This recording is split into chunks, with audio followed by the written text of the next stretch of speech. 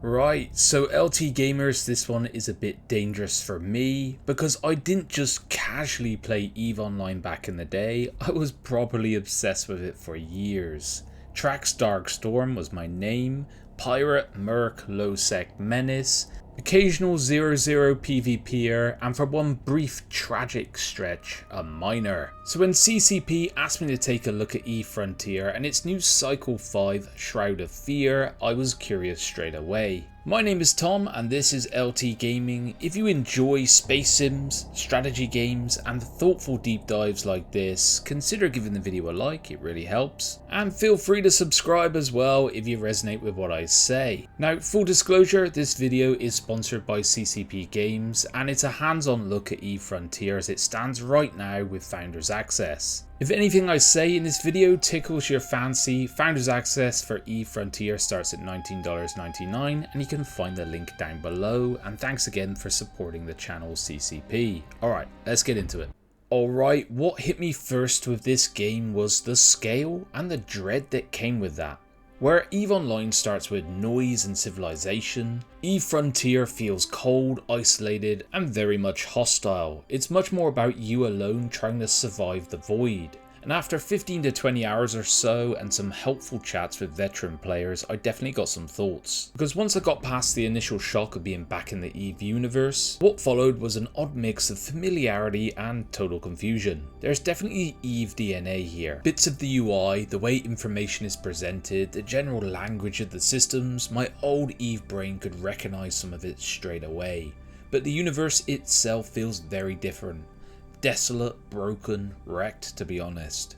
The first time I saw one of those huge, hulking wrecks drifting in space, I was hooked. From there, those early hours were me trying to scrape together things to find my groove. Mining, crafting, exploring, and slowly building out my little fledgling base while working out what the game actually wanted from me. And what it pushes first is pretty clear: isolation, the sheer difficulty of staying alive, and the sense that most of space is still this massive unknown and you have only a sliver of comprehension. Now, I gotta be real with you, I was often a bit unsure on what the right next step was, so I jumped into the general chat quite a bit, and to be fair, the community was great. No question went unanswered, and that helped a lot in the game that could otherwise be pretty brutal to learn. That said, it still found plenty of ways to scare the life out of me. The drones, or rats as they're called in game, absolutely did that. I had one fight at my base where I very quickly realised I was not remotely prepared, and then finally got my first autocannons crafted and dealt with them properly. And that became a bit of a pattern. Every time I thought I had the loop down, the game would throw a curveball at me. The prime example being the first time I jumped out of my home system, I felt huge pride in myself, only to run out of fuel and have to self-destruct my own ship to get back. And so it was a bit character building. And it also told me exactly what kind of sandbox this is. It's tough, unforgiving, and very happy to punish bad planning. So I went back again, did it properly, and that felt great, though given that I'm now showing it off on a video on YouTube, there's every chance I'm living on borrowed time. The price of being a YouTuber, I suppose. Please don't kill me, PvPers. So in practical terms, what does EVE Frontier actually have you doing early on? Well, the core loop is fairly simple on paper, even if the game itself isn't simple to learn. You gather resources, mining, crafting, exploring, building out your base, managing fuel, and slowly trying to push further out without getting yourself killed in the process. And that's the rhythm of it. Scrape together what you need, turn that into a bit more stability, and use that stability to take the next risk. And usually discover you're probably less prepared than you thought you were. And the scale of the map really matters here as well, because the world and the universe is huge, properly huge here. You got these busier areas connected by jump gates where there's more traffic, more competition, more danger because it's easier to move between them. Then you've got these more cut off systems, and this is where things feel more isolated and survival focused. And this was more my experience. I started quite far adrift from the gate connected systems, so I ended up playing in a much more isolated way, just trying not to die to rogue AI drones, and that suited my learning curve quite well for this video.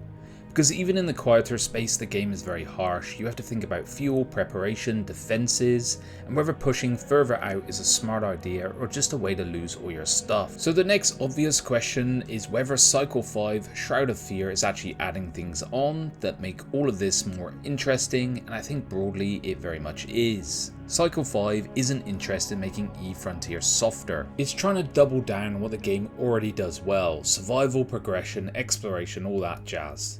And you can see it in a few places. You can have Orbital Zones, which spread resources, NPCs and loot more naturally across systems. You can have the shell industry, which is going to let players manufacture and store the bodies they inhabit. And then on the base building side, there's a clearer push to more shared construction, stronger defenses, and more reasons to treat your little corner of space like something worth protecting. And honestly, after getting jumped by the AI a few times, I became very interested in this. Then there's a bunch of updates on the balancing of the game. So for me, the interesting thing about this new cycle is that it's doubling down on what reinforces this game's identity. So one thing I should mention, because I know some of you be wondering about it, is the blockchain side of E-Frontier. Yes, it is part of the game's wider tech stack, and the way CCP describes it, it's there to more support an open, programmable, moddable game underneath the hood. And I gotta be honest, in my time with the game, I didn't detect anything crypto, if you like, about it at all. It never really came up for me in moment-to-moment play. I didn't sit there thinking about the blockchain or being pushed towards it, or feeling like the game was waving it in my face in some manner. I was thinking about my survival, fuel, drones, bases, and not getting blown to bits. And the veteran players I spoke to more or less echoed this as well. In fact, no one really seemed to be focused on it at all, and I found this quite positive.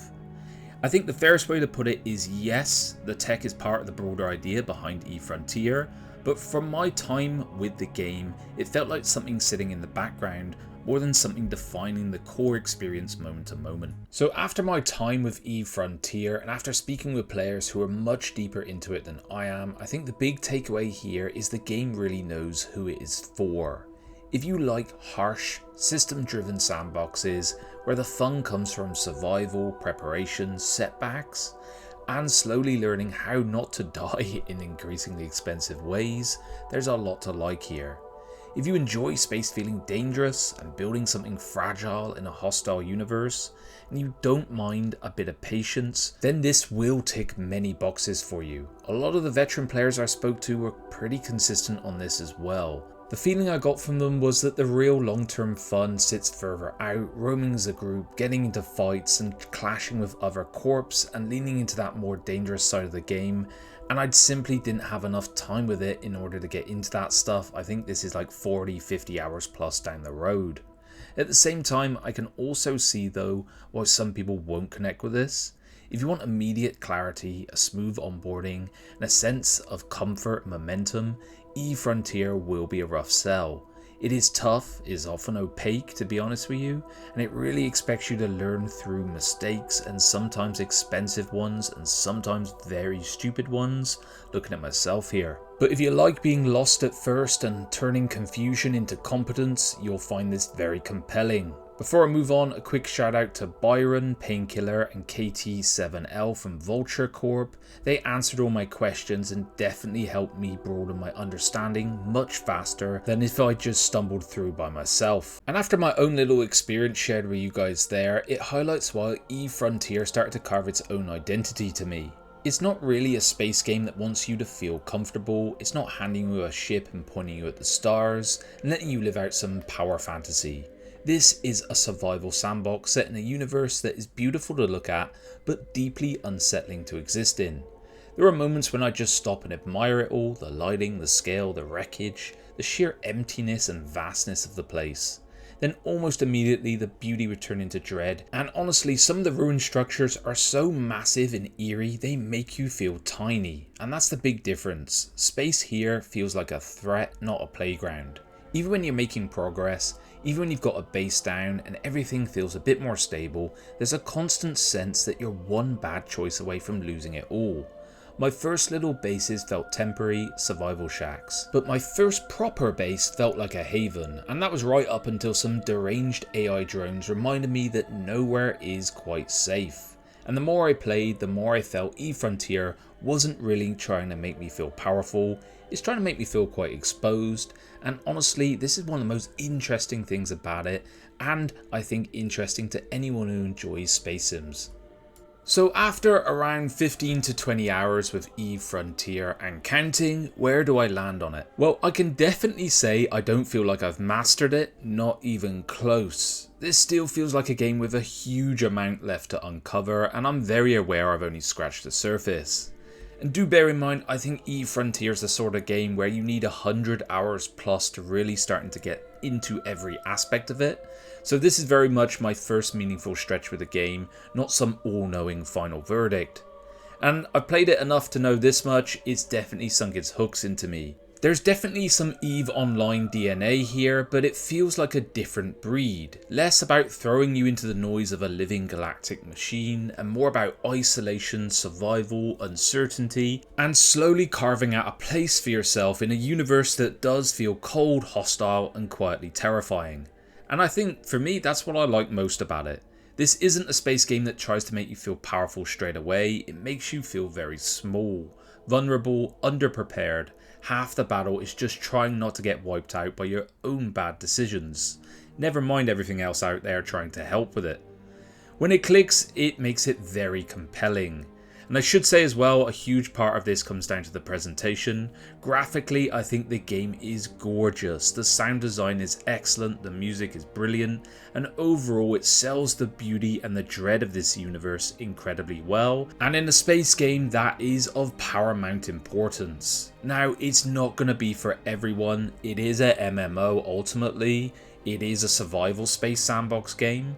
So if you want the big power fantasy and you want to play it as a single player, go pick up something like X4. So in summary, after my time with Cycle 5 Shroud of Fear, I came away intrigued, impressed, confused a lot, and humbled occasionally as well.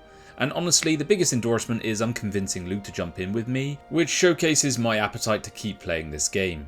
If it does tickle your fancy, you can get Founders Access for Eve Frontier starting at $19.99. You can find the link down below. And a big thanks to CCP as well for supporting the channel. Let me know in the comments what you make of it, whether this looks like your sort of brutal space sandbox, or maybe one you'd rather admire from a very safe distance. Alright guys, I'll see you on the next one. Bye bye now.